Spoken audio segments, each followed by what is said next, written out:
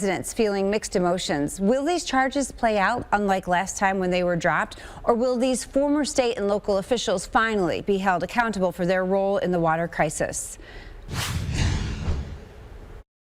This is just a small piece. In no way do I think that this would remedy everything, but this is what we can do in terms of doing our part in the criminal justice system. Thousands of warrants.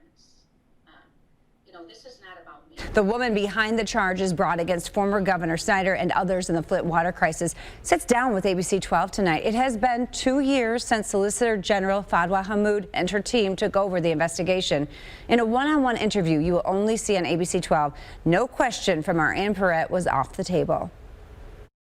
The two biggest questions we've heard the Flint community asking: why did it take 18 months to reinstate criminal charges, and how come the former governor is only facing 2 misdemeanor charges? I am not entitled to anything from the people, but they are entitled to an investigation that is thorough, that is complete, and that is what I can do, and that is what I can promise.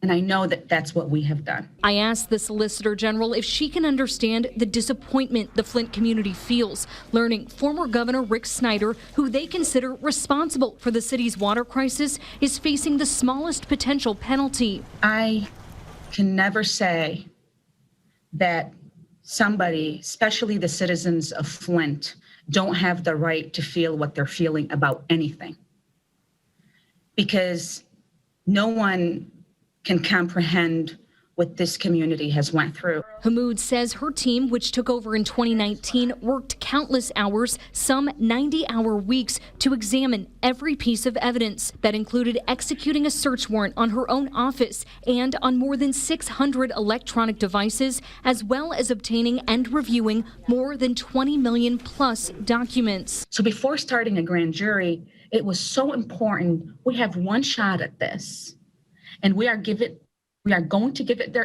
our all and not take any shortcuts.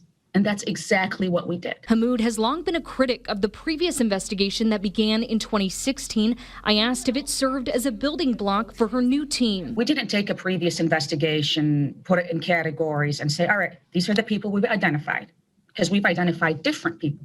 We said we're going to go where the evidence would lead us.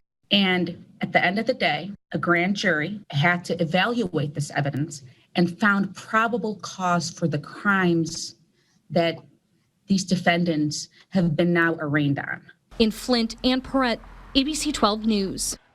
We're also digging deeper into the 9 involuntary manslaughter counts against 2 former top state health officials in this investigation. Coming up tonight at 6 o'clock, a look at the people behind those charges, the 9 victims of Legionnaires. And you will hear from one of their families who had doubts that new charges would ever come.